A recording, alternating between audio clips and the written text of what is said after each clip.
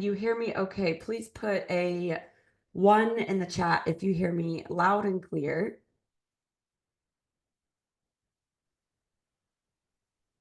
Awesome, thank you.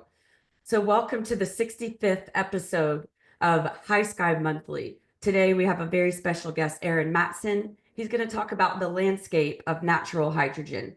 But first we'll go through some announcements. So I'm Danielle McLean. Most of you know me. I'm the founder and CEO of HYSKY Society. So what is HYSKY Society? HYSKY is a 501c3 nonprofit committed to decarbonizing aviation and aerospace with hydrogen.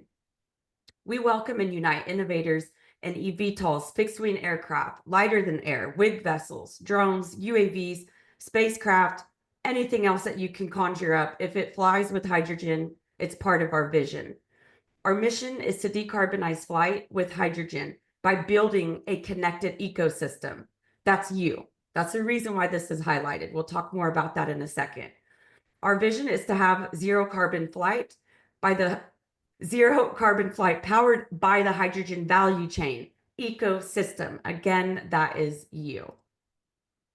So when I say ecosystem, this is what I'm talking about. I'm talking about hydrogen production, hydrogen transport or logistics, infrastructure, refueling, onboard storage tanks, fuel cells or engines, and of course, the aircraft design. All of those pieces of the ecosystem have to come together in order for us to successfully fly with hydrogen. So we're building a database and we're getting ready to launch an app called HYSKY Connect. And I'm going to put the link in the chat. If you are interested in being part of that database, you guys will be able to message each other directly. Go ahead and complete that quick form. I just stuck the link in the chat. It takes a second. If it asks you for your website and you don't have a website, you can just put like your LinkedIn profile or something.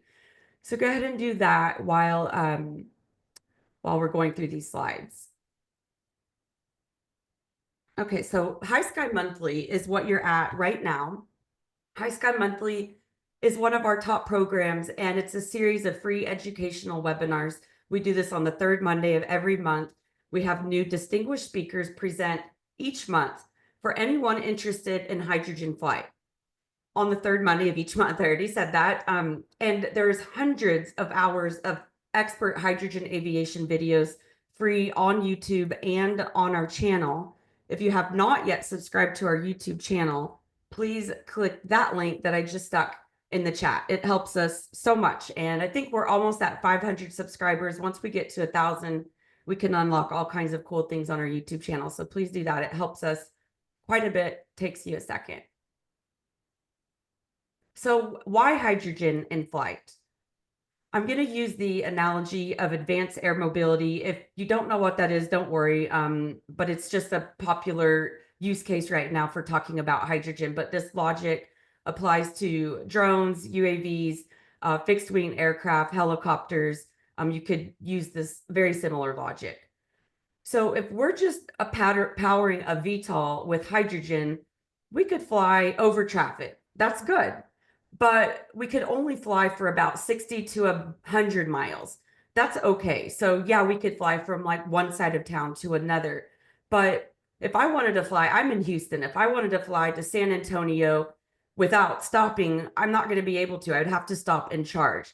And this is the Beta, Aaliyah. No shade to Beta. This is a fabulous aircraft and we love Beta. It was just the only image I could find of an actual eVTOL charging. So I use that one. And then this is Elon judging how long it takes electric vehicles to charge. And, you know, I would like to be able to fly like 300 miles without stopping. So if I wanted to go from Dallas, Austin, or San Antonio, if I wanted to go there from Houston, I would have to stop and recharge and wait. I don't want to do that. So that's where hydrogen comes in. Hydrogen can extend the range a lot. Hydrogen can extend the range for 300 plus miles. This opens up city to city travel, life-saving flights, which average about 300 miles, regional air mobility, and emergency search and rescue. So think like floods and hurricanes, especially here in Harris County. So batteries compared to hydrogen, this is the same thing I've been seeing, but just a diagram. Same thing I've been saying, going 300 miles with batteries, you're going to stop and recharge twice. I could fly that same route, A to B, 300 miles with hydrogen and not stop and recharge. Or I could go half that distance, 150 miles, and go 150 miles and back without stopping to recharge. So I wouldn't need infrastructure on the other side. I'm going to skip this video for now. Well, I guess it doesn't want me to skip it. This is just demonstrating. If you all could please keep yourselves muted until we get to the Q&A. And if you are our guest speaker, Aaron, if you are in here, I'll be introducing you here in just a minute. So you could just kind of hang out in the chat. So this is actually about 6-month-old current state of hydrogen and aviation. I actually need to update this slide. I keep saying I'm going to do that for the last couple of months. I've been saying that, but I haven't had a chance to. But these are just some of the companies that are flying with hydrogen. One interesting one is Sea Cheetah. I say hydrogen and aviation, but this is actually a flying ship that utilizes wing and ground effect. So not all of these are technically aviation, but they technically fly with hydrogen. So it gets a little bit confusing. But nonetheless, all of these aircraft and then some are flying with hydrogen. And that's where HYSKY comes in. So HYSKY's role is to bridge the gap between hydrogen and aviation. So as I just showed you, all of these organizations on the right, all of these vehicles are flying with hydrogen. Over here on the left is a company that makes hydrogen. HYSKY bridges the gap to bring together the hydrogen and the companies that are going to need the hydrogen. We also bring together, the airports, the regulation, the policy, the fuel cells, everything that was surrounding. It always wants to get stuck on this video, but everything in this picture. No. Everything in this picture. So we bridge the gap between the people flying with hydrogen and all of this other enabling technology and the ecosystem, which is what I call you. So we just finished the 2025 Hydrogen Hub Summit. It was a huge success. HYSKY's 2025 H2 Hub Summit was brought to you by Leibold, and it was a great success with roughly 200 total attendees. The event was held on March 19th, 2025, and you can access the slides and the replay here. And this is for if you did not attend live. If you did buy tickets, there's a different link for you to access those recording and slides. So if you did attend and you don't know how to access those, just reach out to me afterwards and I'll let you know. But the link that I just put in the chat is for those of you who didn't come. We heard from people making hydrogen out of thin air, solid state hydrogen, hydrogen refueling stations, and a very cool way to scale. So definitely you're going to want to check that out if you didn't attend live. It was very exciting. Huge shout out and thanks to all of our sponsors and supporting organizations that were able to make that possible. Thank you so much. So now let's pivot to Flying High 2025. So typically Flying High 2025 is our annual in-person event, but Flying High 2025 will be virtual. Federal travel restrictions, budget cuts, and making it easier for everyone to join just made it the smartest choice this year. So now I would like you all to take a quick moment to fill out this brief survey that will help us better tailor the event to you. It takes just a second. Even if you don't know what Flying High is, if you're interested in flying with hydrogen, we need your input. If you've already done the survey and signed up to volunteer, thank you. If you haven't taken the survey, please take it now while we go over the current results. So we asked, which date would you prefer? And it looks like November 5th was the winner. A lot of you didn't really care which date it was, but you said if you had to pick, you would just pick that one. So it's looking like we will do it on November 5th. We are trying to get to 100 responses just to have the best data. We're at 62. So once we get to 100, we'll close the survey. But it's looking like it will be November 5th. And again, if you are just now joining, or if you have not taken the survey yet, please go and take it now. It's the last link in the chat. We asked, would you prefer a half-day virtual event for $30? That's how we did the H2 Summit. It looks like that's our sweet spot. We've done a few events like that, and it seems you all really enjoy those events. So it's looking like that will be the winner, but it could be a full 2-day event. Or sorry, a full day event, and it doesn't look like very many are interested in the 2-day event. So that's great. We also enjoy doing the half day and the full day events. We asked, would you just want panels and presentations, just networking, or panels, presentations, and networking? Majority of you wanted panels, presentations, panels, Q&A, and networking. So thank you for this feedback. This is huge for us.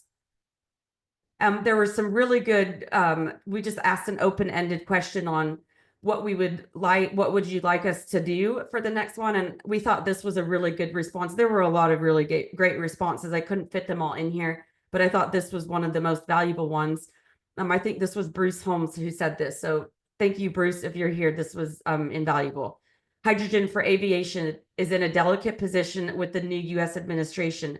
Please consider inviting 2 speakers, one from the US Gov and one from the EU, on the topic of national policies affecting the advancements of H2 and the interests of innovation in the air mobility domain and climate action.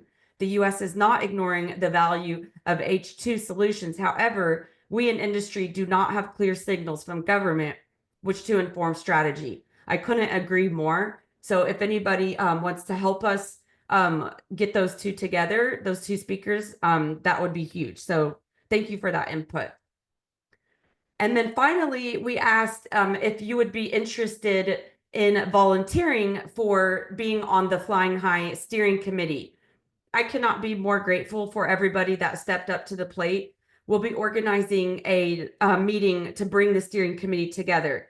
Now, we haven't really filled the speaker support slot yet, and that's probably because we wrote on there, you can't really see it right here, but we wrote, this is the most challenging role. We should have also wrote, this is the most challenging role, but also the most rewarding, because you will be interfacing directly with the speakers.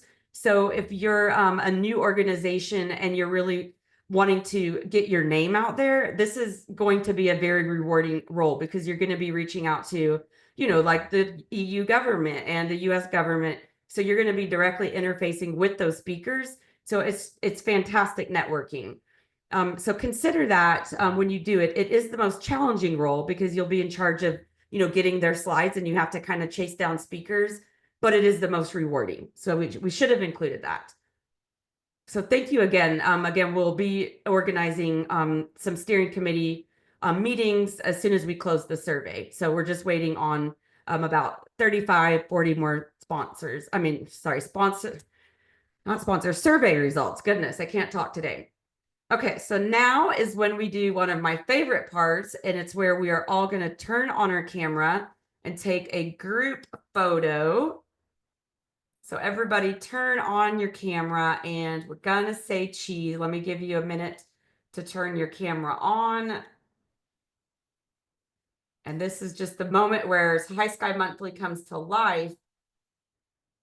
And I just love it, because it feels like I'm talking to myself until we do this. So thank you guys for always participating in this. It's so much fun. I see a couple of new faces, some familiar faces. Go ahead and we'll post this on LinkedIn, and we'll tag you. So this is also kind of a good way to network with each other as well. All right, so we're gonna do, let's see, 1, 2, 3, say cheese.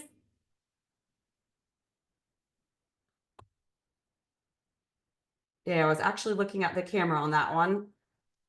Sometimes I'm off looking at somewhere else. We'll do 2 more. 1, 2, 3, cheese.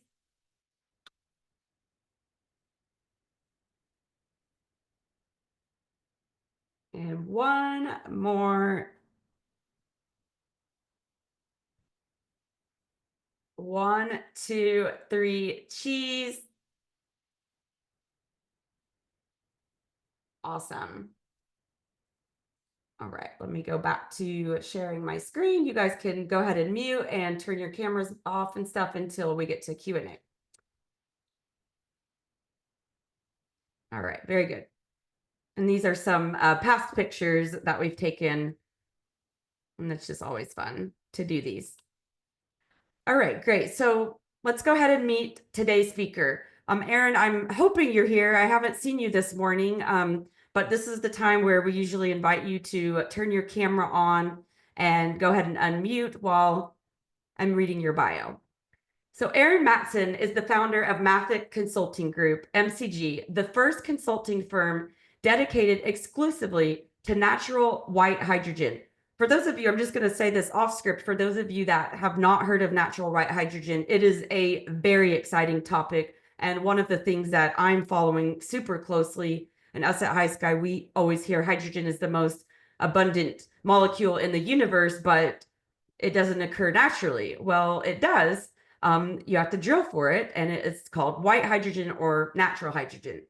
So, with over 15 years of experience in financial planning, analysis, strategic business development, and a deep background in industrial services and the oil and gas sector, Aaron brings a wealth of expertise to the emerging natural hydrogen industry. His extensive experience in value chain analysis, coupled with several years of focused research on hydrogen, particularly natural hydrogen, positions him uniquely to provide comprehensive insights and strategies. We had a Zoom call, and I was just blown away with his expertise. I was like, I got to get you on HYSKY Monthly. His involvement in the oil and gas industry and familiarity with industrial services add a critical layer of relevance and expertise, making him a pivotal figure in driving the natural hydrogen sector forward. He is currently working with multiple pioneering companies in the natural hydrogen space as a consultant and board member. Recently, he completed the most extensive report on the sector, charting the milestones achieved in exploration and analyzing the state of the industry. Ladies and gentlemen, please welcome today's speaker, Aaron Mattson. Aaron, I hope you're on. If he is not, I will have to call him. And I can also give you sharing capabilities. And just give me 1 sec. Don't leave. I'm going to call him and see if he's having technical difficulties.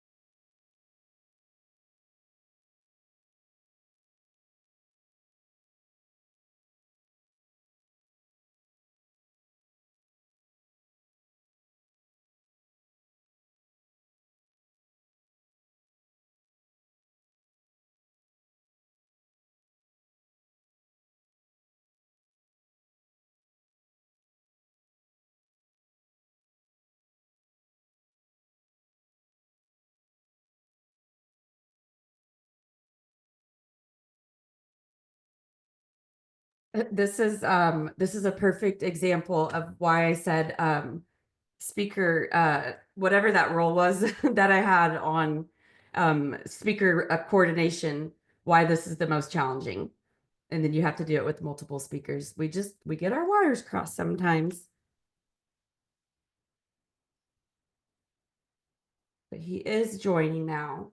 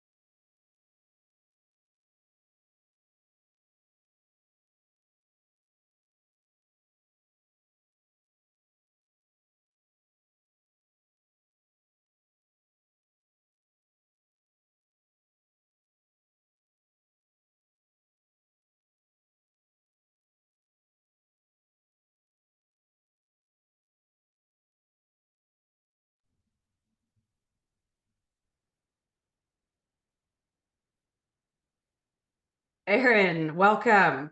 Yeah. So hi, welcome. Can you hear me? Yep. Okay, great. We just did I just introduced you and read your bio, so we are ready for your presentation. All right, I'll get it started. Let me give you sharing permissions.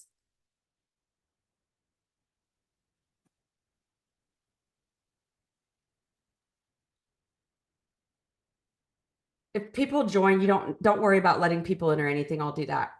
Okay. All right, you should be able to share. Stage is all yours. Make sure I get the right one. There we go.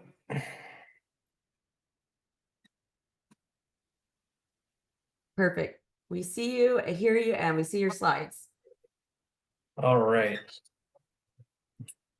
Well, I appreciate you all joining for this little talk on natural hydrogen, specifically the landscape of natural hydrogen. Just wanted to talk a little bit about what it is. There's been a lot of noise. People have probably seen in the from CNN to Forbes. It's been getting a lot of coverage, specifically starting in 2024 and up until now. And Hey, Aaron, I apologize to interrupt. Could you put your slides in full screen? yes, one second. Thank you so much.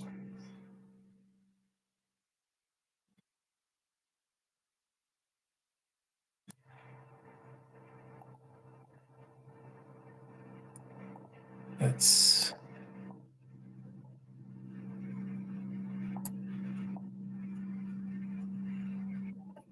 second.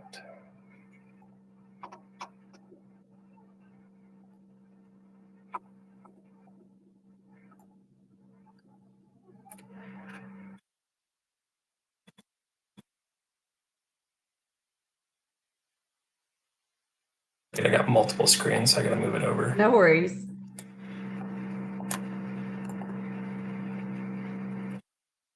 All right, can you see it now? Perfect. All right. So it's been getting a lot of attention in the news over the last year and a half. There's been a lot of advancement, specifically in natural hydrogen, in the last 6 to 12 months. So it's a good time for anyone who hasn't heard of it to start to look at what it is and understand what its disruption potential could be for the hydrogen industry. So that. So there have been some news articles from Forbes. New York Times did an article on it, actually a couple articles on it, with some pretty splashy headlines talking about a deep source of natural hydrogen underneath the ground and a gold mine of energy. Bill Gates is actually one of the original backers of one of the first startups in natural hydrogen, as is Jeff Bezos through Amazon's Clean Energy Fund.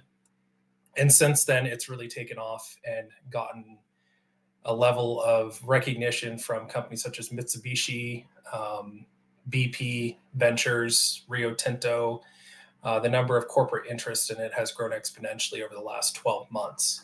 So why the noise?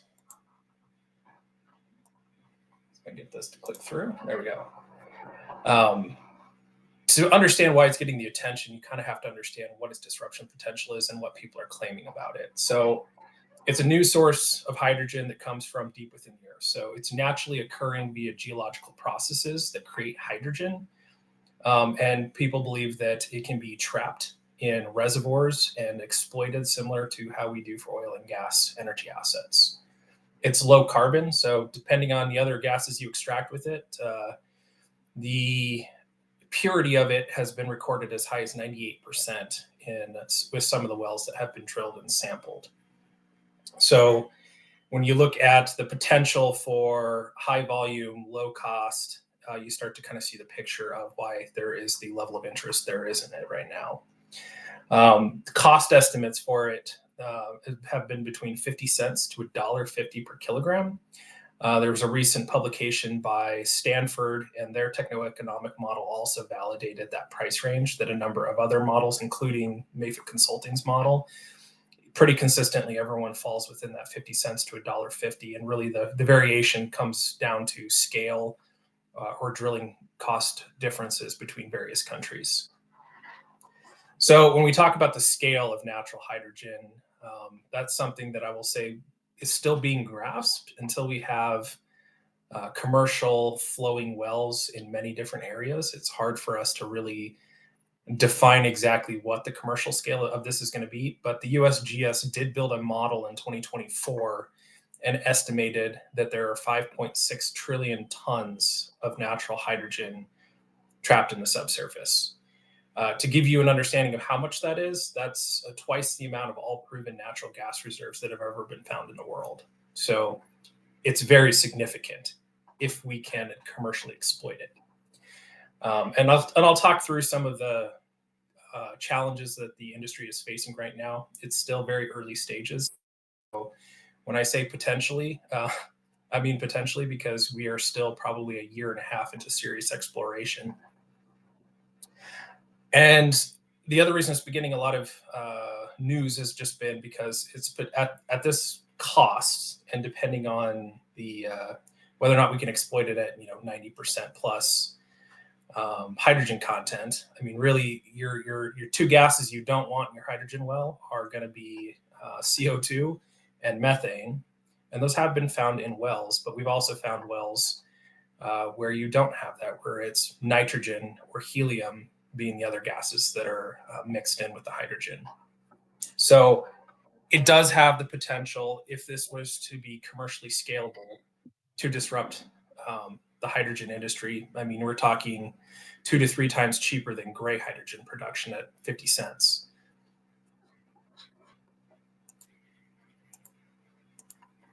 So the origin, natural hydrogen, geologic hydrogen, white hydrogen, all the same thing, all comes from the Earth's crust. So very similar to oil and gas resources, you're going to find it in the subsurface. There are 4 main origin models for hydrogen, and all 4 of these ones are being examined by various exploration companies, and research has been conducted on all 4 of these. Scientific academic research that has been published over the last, I would say, specifically 10 years, but there is research that goes back into the 1960s on this concept. So serpentinization, which is a really hard word to say, but you can think of it as iron-rich rock. So very similar to the rock I'm holding here. This is actually magnetite. This is a byproduct of the serpentinization process. When iron-rich rock mixes with water, heat, and there are a few other variables such as the alkalinity of the water and other mineral composition of the rock, it will split the water molecule and generate H2. This has been researched in the lab. They've generated hydrogen in the lab using these rocks, water, and pressure. And that has been done by a number of academic institutions as well as explorers. So it is a very known, well-defined process that generates hydrogen. The other one is called radiolysis, You can think of it as radioactive rock. So that's your gamma radiation forcing the water molecule to split. So in these cases, people are looking for rock that contains thorium, potassium, I mean, all your radioactive components that can potentially do that are usually found in a type of rock called Precambrian. And that is widely available across the world. So radiolysis is likely to occur in highly radioactive soils or source rock deep within the earth. The other one is called mantle derived, and that is less understood. It's been researched. The initial research on it actually started in the 60s in the Soviet Union. They were looking for another form of energy, and there was a researcher named Dr. Lauren who's kind of kicked off the concept of mantle-derived hydrogen. Since then, it has been researched in European academic circles more so than the US, but that is one of the models that the USGS does acknowledge produces hydrogen at a very basic concept. You get into astrophysics and the formation of the universe, as well as the formation of planets, but their hydrogen is the most prevalent atom in the universe. And at the concept is that at the Earth's formation, hydrogen and helium became trapped in the Earth's core and is formed in a metal hydride. And over time, that leaks out from the core into the mantle, and then from the mantle into the crust, and then eventually into the subsurface where we can find it. And the other one is called stimulated or engineered hydrogen, where we take the we find the iron-rich rock in the subsurface, we drill a well down there, and we pump our own water down there. Maybe heat treated, may not be. There's a certain temperature range that it has to be at for the ideal interactions to happen. And that's anywhere from, depending on two different reactions, 90 degrees Celsius up to target ranges being 150 to 200 degrees Celsius.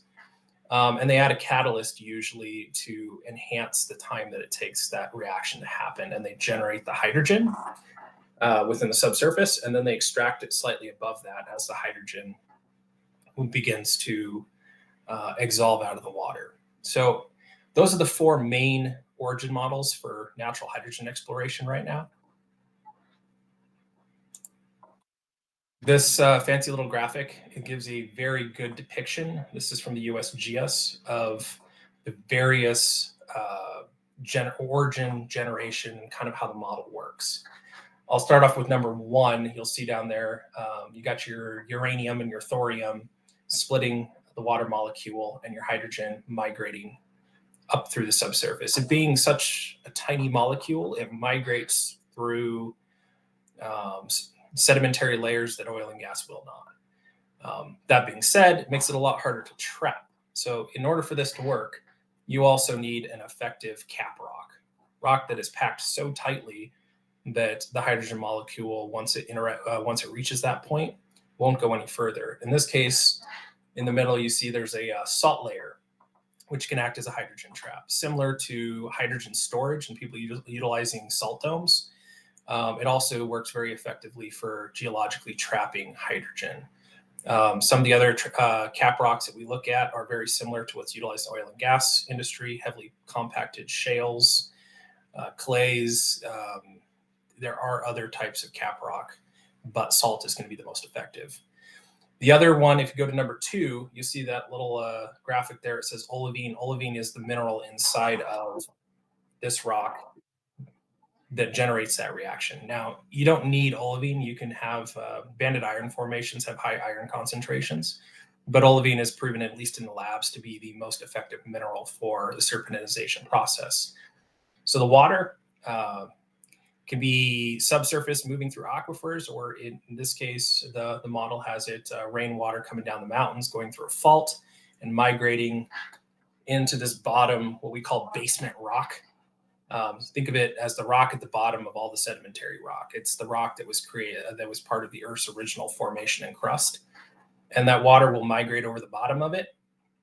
And as it interacts with your ultramafics, mafics, olivines, iron type rock, it generates hydrogen, and that hydrogen migrates up.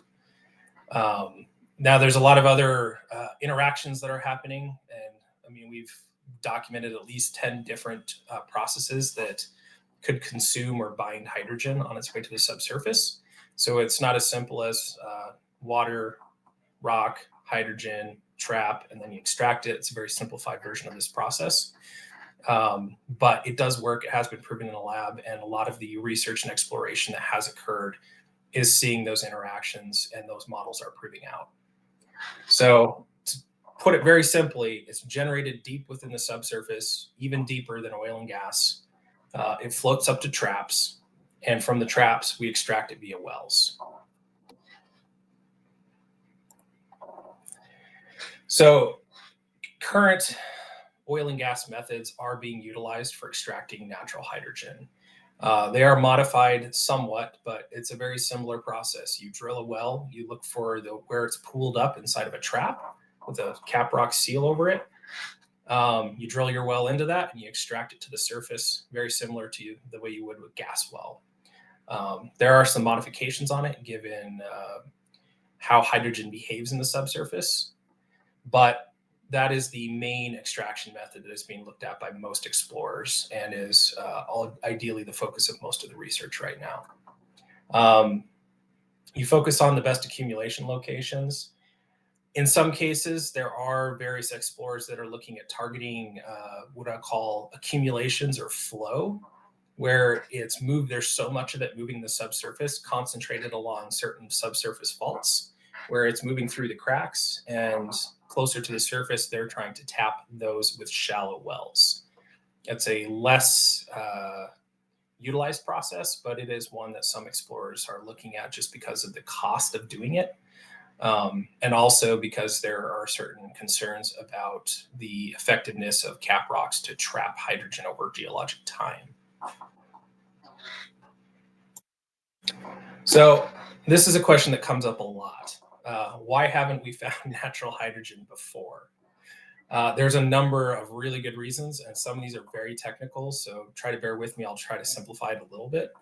The main one is we were using the wrong tools. So traditional oil and gas equipment wasn't designated to detect hydrogen. That wasn't something that they focused on. They were looking for methane signatures, oil and gas, in some cases water, but the tools for identifying hydrogen were not widely utilized in the industry, so you would never even see it if it was there. We missed some of the clues. So hydrogen signals in old data were often mistaken for hydrocarbons. Or dismissed as noise. So there are some resistivity tools that could pick up hydrogen. There's also some other subsurface well logging tools that can also identify it. But if you're not looking for it, the range of results that you have show up in your well report or well logging reports don't include hydrogen unless you specifically ask for it. So a lot of it was missed in older wells that were drilled. In fact, a lot of the areas that we're exploring right now is because geologists have gone back and pulled those old well logs and gone through them, understanding what to look for now. Two of the major wells in Kansas that have been drilled recently were drilled right next to historical oil and gas wells. Also, another reason is we weren't looking for it. Until recently, there was no market, no need. No one would bother even considering drilling for hydrogen. It's not until recently when we've looked at hydrogen as a cleaner energy source to decarbonize industries that we can't otherwise, that people started to consider the idea that maybe there was a commercial purpose to hydrogen in the subsurface. Most oil and gas companies, when they found hydrogen in their wells, and we're talking small percentages, tried to avoid it because it increased their separation costs. And also, if it reaches a high enough point above 20%, you start to have integrity issues with your pipelines and your steel due to cracking. So those are the three what I'd consider the three main reasons we haven't seen it before, but there's others. There was a big discovery that was overlooked in 1987 in Mali that a well was drilled there. Subsequent testing around that area has found that the hydrogen purities are as high as 98%. And that well ended up, I believe up until recently, was still producing hydrogen, and they were using as a mix of methane. One of the wells was a mix of methane and hydrogen, but it was flowing at a rate enough that they could power the generator, and it provided electricity to the village nearby. So you might call that a commercial discovery. Most of us aren't, because it's so localized and it's one example. But that was a well drilled a long time ago, and it wasn't until late into the 2010s that it even started to show up in the literature. And it's what spawned the initial exploration by a company called Hydroma, drilling wells out there to confirm the discovery and to better understand where it was coming from and what was going on with it. Our own equipment hit it. So we used hydrogen gas. So, my background's in oil and gas, but in oil and gas, before going back a little ways, even up until recently, they used hydrogen gas in the detection equipment. So you really made it very hard to tell if the hydrogen gas was the gas that you were using as a carrier gas with the for the detection equipment, or whether it was naturally occurring. You really had no way of telling. So it was masked due to hydrogen gas being utilized during well logging surveys.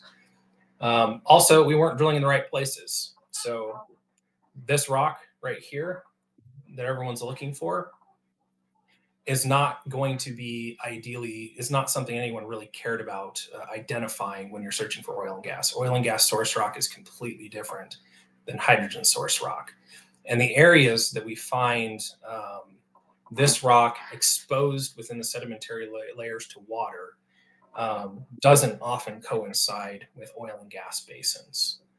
So the areas that, we drilled, hundreds of thousands, if not millions of wells across the world for oil and gas, but we were not drilling in places that would be considered ideal for hydrogen generation. So if you're not looking there, you're not going to find it. And the areas where exploration is occurring now were what I would call the fringes of wildcat exploration. So that was another element, is where we're looking now is very different from where oil and gas was looking before. So exploration. This is a map of the global potential. This was taken from research that was done on researched former well logs from across the world, or water samples that were taken too by researchers. The other maps I've seen are even more comprehensive than this, but there was a study done by Geologic back in 2020 to map out the hydrogen percentages from wells across the world, and it's actually rather substantial. The areas in blue are where there's currently, they say exploitation, but that's where there's active exploration ongoing, and in some cases wells being drilled or planned to be drilled. And this kind of makes it very clear that this is a global resource. This isn't something that's confined to any one continent or one country. Although you can see from the map that the Central Asia does have a lot of potential for mafic, ultramafic rocks, and for hydrogen to be found.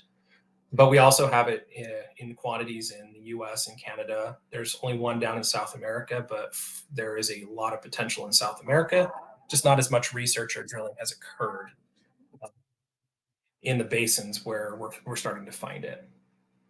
So extraction is currently planned in North America, Africa, Europe, and Australia. Wells have been drilled in Australia and the US, and we have reason to believe that wells in Africa as well. With the Mali well, we have reason to believe that other wells have been drilled in Africa as well. And it's just not something that I have documented. Right now, there's a lot of secret exploration that's going on globally. So here's a state of exploration by the numbers. This map, something we generated based on our extensive research of where research or exploration. Now, when I say exploration, that can be very loosely defined as scientists from one of the local universities has gone out and done a soil gas survey and is looking at old magnetic gravity data and trying to identify if they have the right source rock anywhere nearby. Early day research is what you're looking at here in green. So the red areas are where wells have been drilled. So you've got Mali, the United States, and Australia. Likely some other those places that are orange have also had wells drilled, but we don't have the results from that. Yellows are where wells are planned and where exploration is in more advanced stages. But as you can kind of see, North America is definitely the major focus area, with Australia being probably number 2. There's a lot of research and a lot of exploration that's occurred in Europe, specifically France, but regulations in Europe are probably going to slow down or delay any sort of drilling in the near term. South America and the Philippines both have plans are currently in stages of exploration licenses being issued. So likely we'll see exploration in Colombia probably ahead of the Philippines, but the Philippines will likely be second. So there's a lot of activity happening globally that most people aren't aware. I mean, you have exploration and research happening on 6 continents in over 30 countries. There's 90 exploration companies that are in various stages of forming or exploration globally. Most of those are in Australia and North America currently. Now, for funding, our estimates are somewhere between $700 to $900 million has been raised to fund these exploration companies. And that sounds like a lot of money, but a good portion of that, probably, let's see, about a third of that is sitting with one company called Coloma, and that's the company that is currently backed by Mitsubishi, Osaka Gas, Bill Gates, Breakthrough Energy Fund, and then the Amazon Climate Fund, as well as a bunch of VC ventures. Largely, a lot of the exploration has been funded by VCs so far. So, state of exploration, who is leading? So currently the United States is what I would consider is probably the front runner on everything, not because there's the best source rock here necessarily, but because it's very easy to drill a well here. Also, investment is more likely to flow into the United States first, and other places secondary. So right now, you got Coloma and Hytera leading in drilled wells and investment. Strong backing from Department of Energy's ARPA-E. They've given over $20 million to fund various research on geological hydrogen. A lot of it's been focused on stimulated hydrogen, but a certain amount of it is also applies to extracting it via natural origin or generation means. Most of the exploration is focused on the Mid-Continent Rift in Kansas and Iowa. Some exploration has also occurred in Nebraska. So like I was saying before, they're looking in regions where oil and gas is traditionally not. Australia has had a well drilled, was the Ramsay 3 well down in South Australia. It's a little more difficult to get drilling permits in Australia and a longer timeline, and it's far more expensive. So the drilling has been significantly less than anywhere else in North America, but it is occurring. There's a lot of exploration. There are a lot of leases. And there's been a lot of research done by Cicero and other, it's been backed by other government research as well. So Australia is definitely one of the front runners with having drilled wells, as well as significant amount of exploration and companies that are investing money there. Canada has seen a surge over the last year specifically in places like Ontario, Quebec, Saskatchewan, largely focusing on a type of rock that's defined as the Canadian Shield, which you can think of it as very, very, very old, high iron-rich rock that covers a good portion of Canada. So what makes Canada great for mining also makes Canada great for natural hydrogen generation. In fact, their source rock potential is more significant than the United States. That being said, though, the ability to trap that hydrogen is less significant than the United States. So arguments can be made that the ability to trap it's more important than having the highest generation of it, because hydrogen is constantly seeping through the subsurface and coming out and floating off into our atmosphere. So retail investors are largely fueling the growth in Canada. It's a lot of small cap companies on the Toronto Exchange. A lot of mining companies have become dual mining companies and hydrogen exploration companies, because they realize that some of the ideal rock that has the minerals they're looking for also can generate hydrogen. So even Fortescue has a lease that's permitted for hydrogen exploration in addition to mineral exploration in British Columbia. So a lot of the interest in Canada has largely been from mining companies getting into natural hydrogen, but it's pretty significant, and the amount of money moving in from the retail markets has been significant as well. So we expect to see Canada emerging too as a leader in natural hydrogen exploration. Europe, high research activity. I would say probably the most publications are coming out of Europe right now. The most research at universities is happening in Europe right now.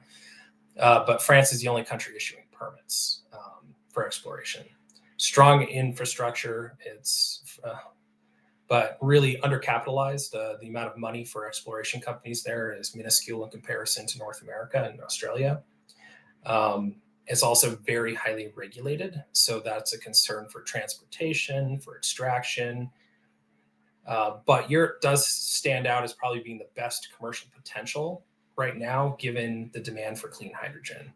North America, United States, less so right now. So here we have US potential. So this map was created by the USGS in January of 2025, and it delineates potential for hydrogen generation and trapping. So if you're a hydrogen exploration company, you've looked at this map and likely utilized it in some way for higher level regional exploration. The areas in dark blue have the highest potential, light green, lowest potential. So we took the liberty of kind of highlighting some of these areas that have potential, and you'll see them marked in yellow and red. Red means it has a lot of potential, but there's other reasons why you would not want to go and explore there. Coastal California probably has some of the highest potential in the United States, but due to urbanization, regulations, is likely to be a very difficult place for exploration. Same with, and then you got up in North Dakota, you got the Bakken. Great basement source rock, but you have all these layers of source rock for oil and gas in the sedimentary layers right above it. So your potential for finding a lot of methane mixed in with your hydrogen, or in some cases, oil and gas and CO2 can bond with hydrogen as the hydrogen floats up. It can interact with hydrocarbons and form various larger long chain hydrocarbons. So a lot of your hydrogen could potentially be fouled if it's in a sedimentary basin, and it'll be absorbed, which is why when wells were drilled in sedimentary basins, the shallower wells will find really small, insignificant amounts of hydrogen, which people in the oil and gas industry say why hydrogen never existed. But a lot of the deeper wells that were drilled below those hydrocarbon formations, oil and gas formations, are where they find the higher hydrogen content. And that is evidenced by some of the wildcat wells that were drilled in eastern Montana, where they found 20 to 30% hydrogen mixed in with their methane. And these were wells that actually flowed to the surface and flared. Major area you can see is the Mid-Continental Rift. It's what we call it, the MCR. And that area is highlighted over Iowa, Nebraska, and Kansas. This is where the majority of the money is being spent on exploration globally right now. It's where the most wells have been drilled anywhere in the world.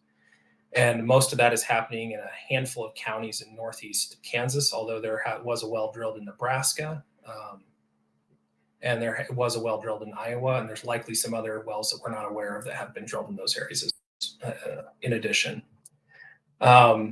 Areas down in New Mexico and in the Four Corners area of Utah, Colorado, Arizona, and New Mexico have seen wells drilled, largely though because there's a lot of helium down there, and the helium explorers were starting to find hydrogen content in their wells.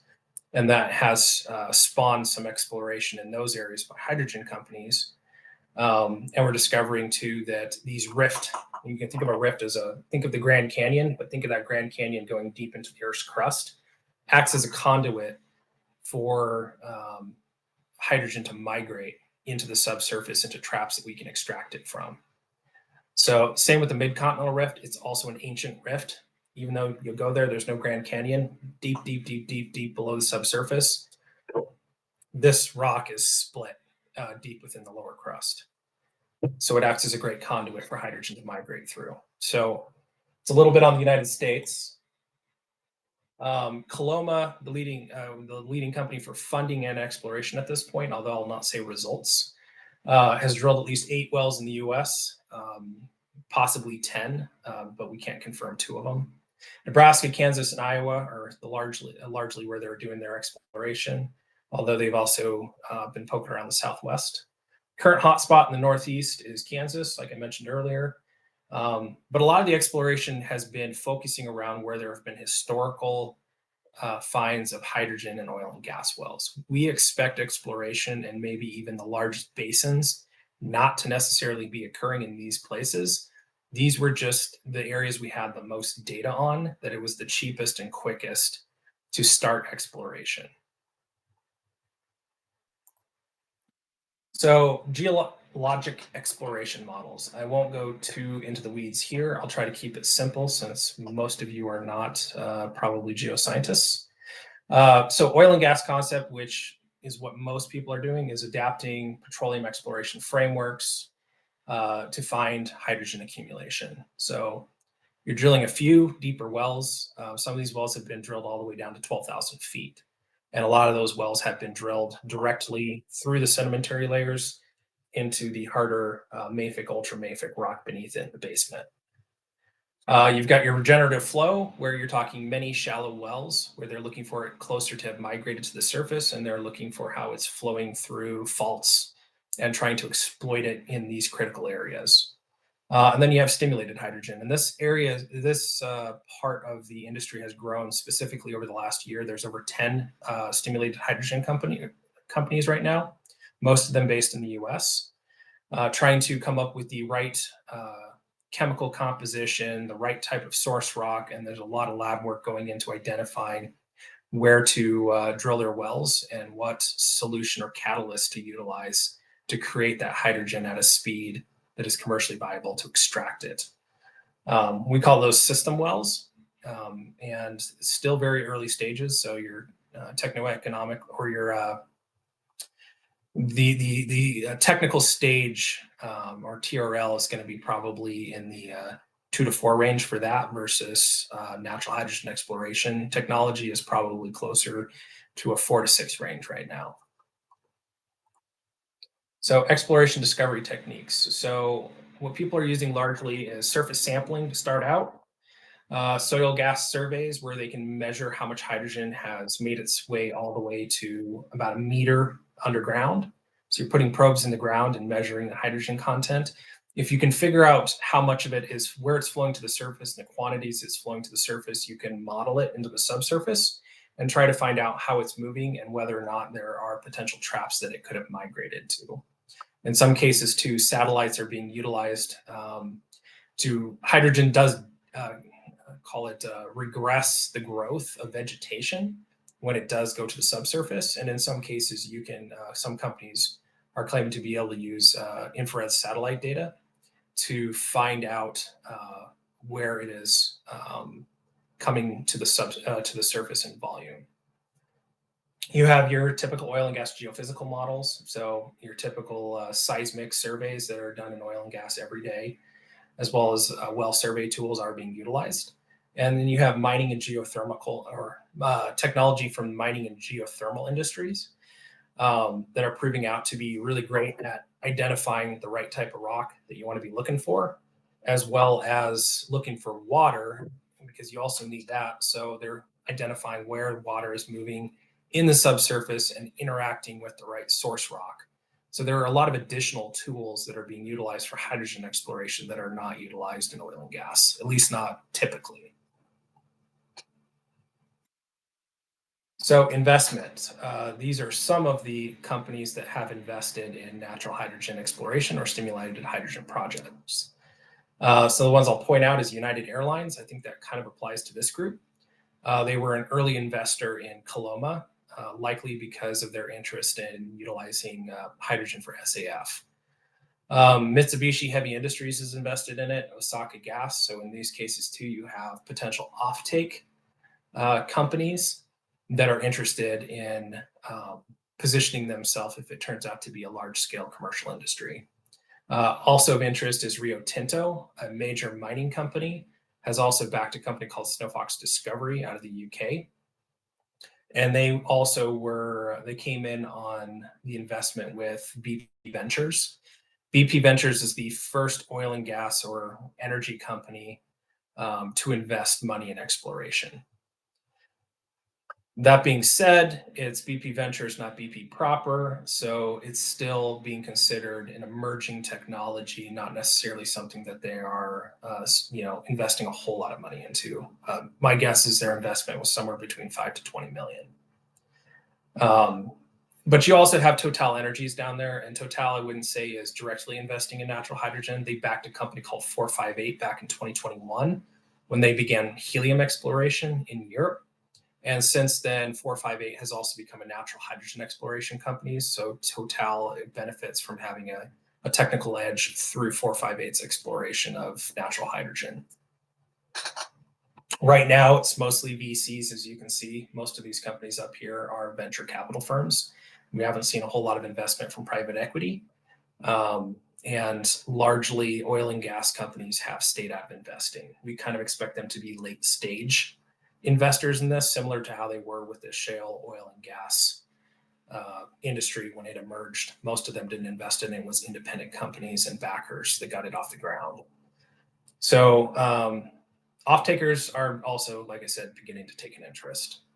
So here's kind of a broad map of where the money's coming from currently, and that's 700 to 900 million that's been put into this. I will also mention too that it's kind of interesting that some of the money is coming out of Silicon Valley via a very strong VC. They have a very strong VC network there in technology, but that VC network seems to have also taken an interest in hydrogen being a clean form of energy, and likely data centers have something to do with that. So commercial discovery in 2025 is possible, but in our opinion is not likely. There's a number of reasons for this. So we're currently assessing the probability of a commercially viable hydrogen flow.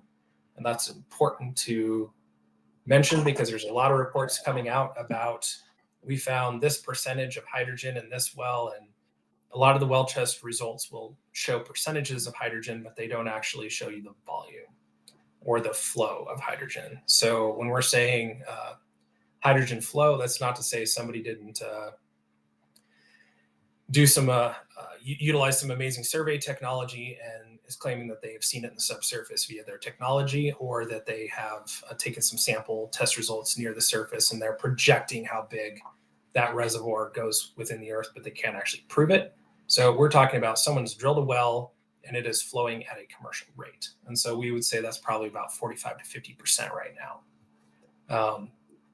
Not to say that it's not going to happen the next year. It's just there's a lot of reasons. It's a very early industry, and they are still learning a lot of what is needed to commercialize this. I think at the beginning of this, about a year ago, I put the numbers about everything that we need to know to commercialize this at scale is probably like in the 50 to 60% range. We still have to learn that other 30 to 40%, maybe 50, of how hydrogen is accumulating, how reservoirs are working with hydrogen. It's a very different molecule and how it behaves in the subsurface than oil and gas. So our main point is most exploration is still in the validation stage. I say only a few exploration wells. It's in the dozens at this point. Could be as high as 30 or 40 wells have been drilled, but it's really hard to validate that because a lot of these wells have been drilled in secret. Some of the wells drilled even in the U.S. are in states that don't provide their public data. You would literally have to go down to a courthouse in a certain county to find out if a well had been drilled. But our early reports are that we can validate that somewhere in the 20 to 30 range. But that's still not enough. It took over 100 wells to be drilled before they cracked the code for shale gas. So we're still very early in exploration and identifying the types of wells that need to be drilled for commercial exploitation of natural hydrogen.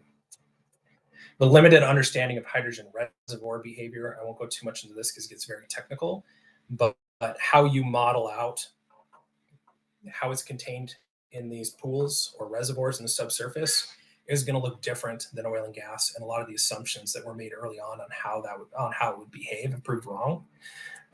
When you have water in a reservoir, hydrogen will actually dissolve in it. So how you exploit hydrogen when it's dissolved in an aquifer is going to look a little different from oil and gas, possibly. It's also a lot more expensive, so you want to find it in a dry gas form. Well engineering completion methods are proven, so we don't know that every engineering method from oil and gas is going to work for this. Just like for shale oil, they had to drill these long horizontal wells to be able to exploit that resource. I don't know what wells are going to look like for hydrogen to commercially exploit it. They may be smaller diameter coiled tubing, smaller wells. You may have an array of 50 smaller wells coming off of a main well. There's a lot of different thoughts that have gone into what a well program will look like for extracting natural hydrogen. Initial flow tests show mixed results. So some of the flow tests where they have flowed hydrogen to the surface, it's there, but not at the volume that they would expect it to be at. So you really need to have hydrogen under the right amount of pressure. There's a lot of other factors that are going on, processes going on in the subsurface. So they have floated to the surface where you can flare it off. I think the only number that I've seen was 47 cubic feet per minute, which is not a lot. It's you can flare it, but it's not commercial. So there's a lot as they've started to drill these wells, as they've started to try to flow them. There are a lot of dynamics that we don't understand that need to be figured out before we're going to be at saying that we have a commercial discovery. So when you hear the word discovery in the news, be very skeptical about it, because how it's been presented in the media for what a discovery is versus those of us who look at it from the commercial standpoint of what can actually be proven are very, very, very different things. The exploration focus is still narrow and geographically clustered. So when we talk about the scale of the industry and the commercial potential for it, a lot of the exploration is happening in a handful of places. Like the Mid-Continental Rift in Kansas. It may prove out not to be the best place for commercial exploitation, but it's where everyone started. It's where all the drilling's occurring. We could end up in Wyoming or Montana, and it turns out that the commercial viability is much better up there for reasons we don't understand yet. So market demand, and I know I'm kind of running up on time here. So the potential markets for aerospace, hydrogen's a pretty easy one for rocket fuel. Also of note too is that we are finding a lot of helium with hydrogen too, which is utilized in aerospace as well. So strictly from that standpoint, aerospace is a pretty obvious one for direct fuel. But the initial focus right now for most exploration companies is, I would call it geographically centralized for offtake. So if you're exploring in Nebraska and Kansas, you're looking at ammonia and fertilizer because it's very close and you can truck it from the well site directly to the to where the ammonia is being created.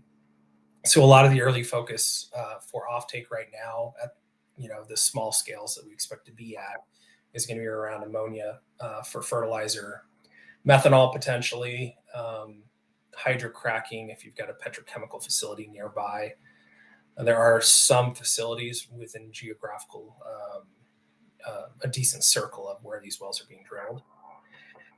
For aviation, though, this is, by the way, from Lieberich and Associates. It's least being seen right now as being utilized for SAF, for long haul aviation, and then getting down to short haul aviation as H2 by the kilogram. It really is going to depend on infrastructure, though. Just like with green hydrogen and blue hydrogen, pipelines and storage are going to be just as much of a challenge for natural hydrogen exploration and offtake as it is for them.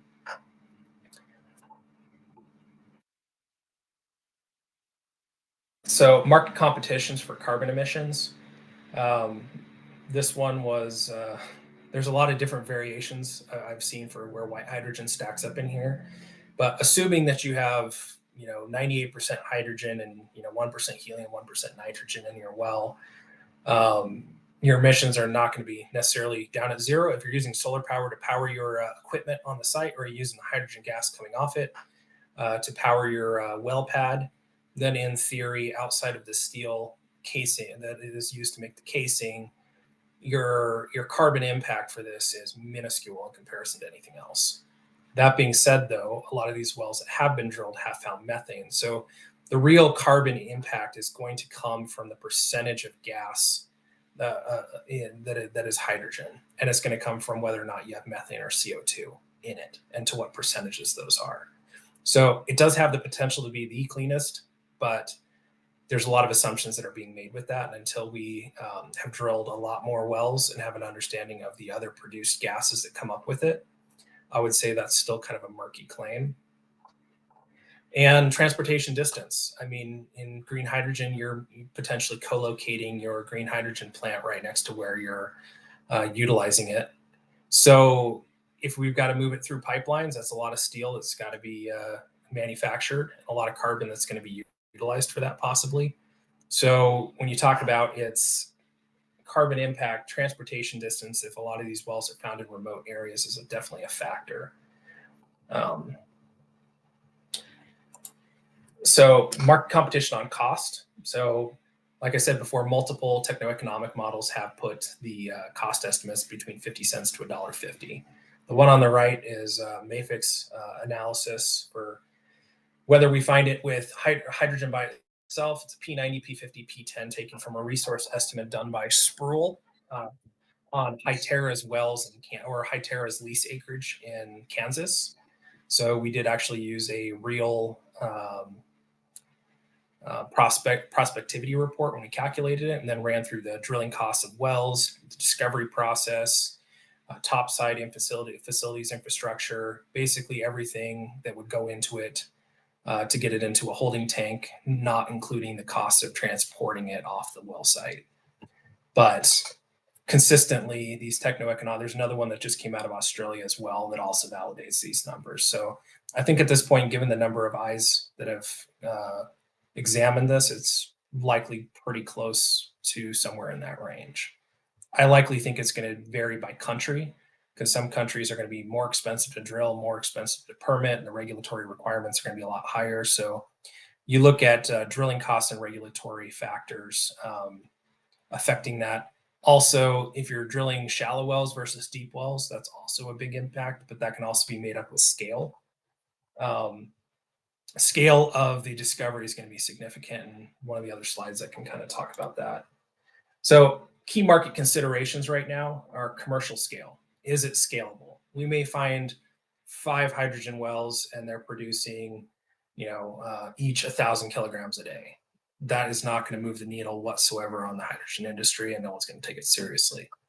Now, based off of, like I said, USGS reports, some of the early indications from exploration wells that have been drilled, there's a lot of optimism and that it is going to be scalable once we drill more wells and figure out more of the science behind exploiting it. But realistically, one of these fields is going to need to produce somewhere in the order of magnitude of 6,000 kilograms per day for it to be commercial. So anyone, saying 1,000 or 2,000 may have worked out the numbers, but really, if we're talking commercially viable and something that's going to attract capital for expansion, 6,000 kilograms per day is really what you should be looking for a well development. Access to infrastructure. So right now, most of the focus is going to be on 150-mile radius. That is realistically what is going to be cost effective for moving it either via rail or truck. Most companies are looking for offtake providers that are, or explorers looking for offtake with clients that are within 150 miles of where they're exploring.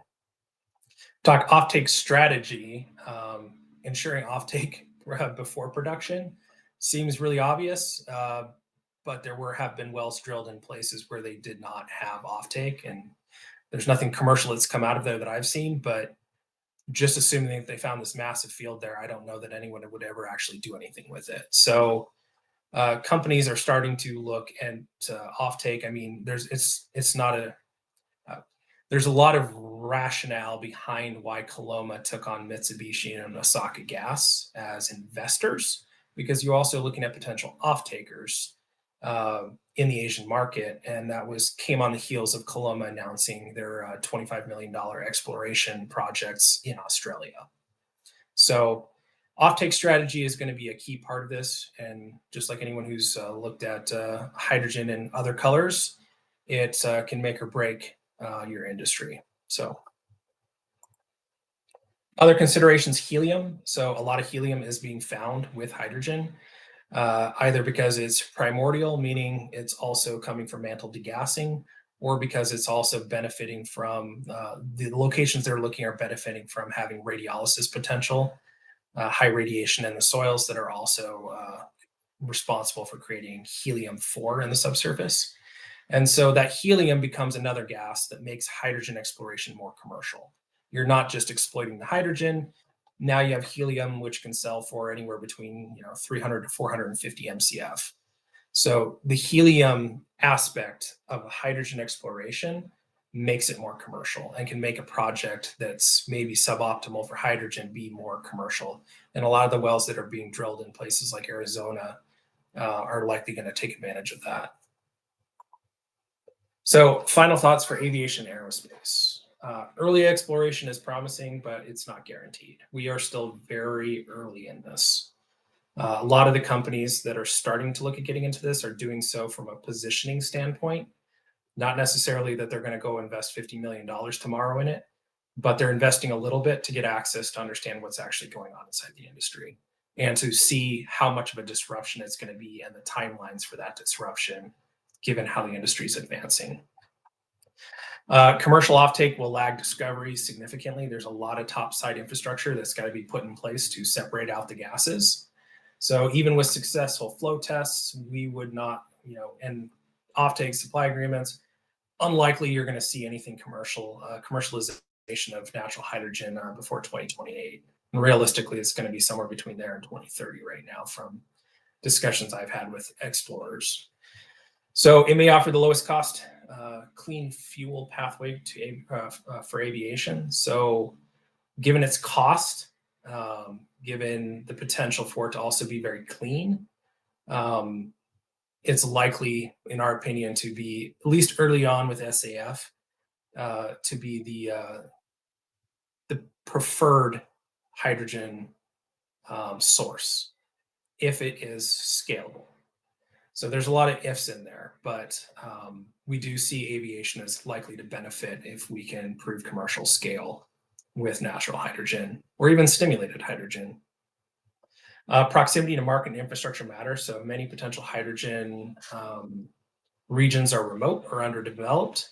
So transport and offtake infrastructure could be a barrier and something to look at very carefully for where people are exploring and where the aviation commercial offtake is going to be needed. Best near-term application is in fueling affordable SAFs, just because where some of this is being produced is likely to be close to petrochemical regions. If you were to find it in large volumes in Kansas, there are ammonia pipelines that you can move it south into places like Texas, Louisiana, in Oklahoma, in the industrial corridors where SAF is likely to be a product. You'd have to obviously crack it. So there's a cost that goes with that. If anyone was to build, if it was commercially scalable and someone was to build a hydrogen pipeline, you could connect in with the hydrogen lines within places like Texas and Louisiana. But we see SAF as being the near-term application for aviation. So kind of where we look at it now for other industries that are kind of watching this, like aviation, aerospace, let's say other heavy industries, electrical generation, is a good time to position and likely scale investment later. So it doesn't take a lot of money to position your company that if it does take off, if it is proven commercial, that you know how to strategically orient your company for that.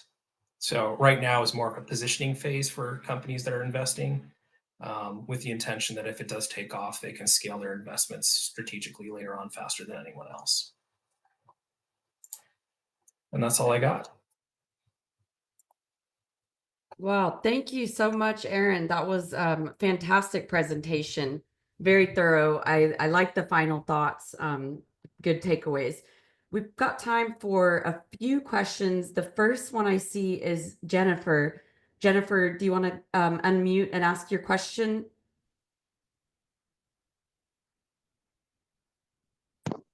Hello, hey. Yeah, so I'm asking, I guess we're not sure exactly about the best way to extract geological hydrogen, but are we seeing in these test wells that are being drilled, is hydraulic fracking being used? No, right now there's no intention of utilizing hydraulic fracking for any exploration. There's complications that come with using water to frack wells. One of them being something I kind of mentioned earlier, which is hydrogen at pressure will dissolve into your water. So it can create other issues with your well. You could pump it all out, but right now, no one is talking about fracking wells, with the exception of stimulated hydrogen, where deeply they're not necessarily. And when I say fracking, it's a very loaded term because it means a lot of different things to a lot of different people. But with stimulated hydrogen, they're looking at electronically cracking the rock, which is very different from pumping chemicals and water under high pressure and fracturing miles of rock to exploit this. More of it's just fracturing it at the wellhead, which is more like a traditional oil and gas, what they call perfing, which they've been doing for 100 years. So at least right now for natural hydrogen exploration, no one believes that they actually need to utilize fracking to extract oil, to extract hydrogen. Interesting. Thank you for the question. Tom, you're next. Would you like to unmute and ask your question? Yeah, I was wondering basically, based on the numbers you mentioned, it sounds to me like Australia could become a pretty hot spot for development of hydrogen propulsion into the future because of the potential. At least that's the way I see it from the numbers you're offering. So, what do you take on that? What's your take on that? No, I think you're right, Tom. So Australia has some of the best source rock in the world for generating natural hydrogen. I think the challenges with Australia right now are the only place that has really developed the frameworks for drilling or for drilling a hydrogen well is South Australia. Mm, Western Australia has licensed exploration, and I mean, there's massive tracts of exploration licenses across all of Western Australia. And they just passed legislation that allowed it to fall under oil and gas this last year. But the other legislation for actually regulatory legislation for drilling the wells and the requirements is still being sorted out. So outside the US, regulatory oversight is going to slow down its development, not necessarily stop it. There are more additional wells that will be drilled in South Australia in the next year or two.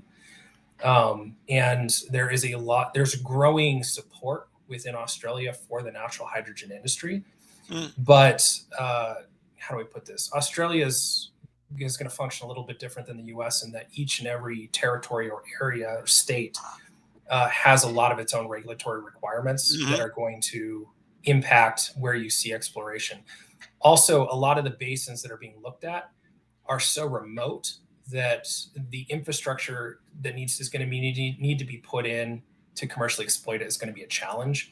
hmm Just because, if you've ever looked at maps of Australia and see the roads and seen the road system, everything kind of runs around the coast. hmm There's big gaps in the middle, and they never really developed the oil and gas infrastructure like places like North America did. So it's going to take more time and a longer horizon to develop it commercially, but there's a ton of exploration. There's a ton of research happening down there. There's a lot of companies, and I think there's going to be there's a continuing growing government support for it. It's just going to take them time to get the infrastructure in place and to also get the funding, because not a lot of funding has got into Australia like it has North America. And it takes a lot of money to drill a well. So those are kind of the things that we're looking for. But I think Australia is well positioned in the future to take advantage of it if we can prove large scale commercial potential for it. Okay, thank you very much. Thank you so much. That's about all we have time for today. Aaron, would you like to share your email in the chat, or put it on the screen so people can follow up? There were a few more questions, but we won't have time to get to them. Yeah, and I apologize. I will, if you send me an email with a question in there, I will get back to you on that. All right, So I'm putting it right into the chat right now. Okay, great. So please don't hesitate to reach out. I will answer your questions via email, and you'll probably get a better response in there anyways. Okay, thanks so much, everybody. Thanks so much to our distinguished speaker, Aaron. That concludes our 65th episode of HYSKY Monthly. Have a great week, everybody. Thanks, Danielle and HYSKY for the opportunity. Thanks.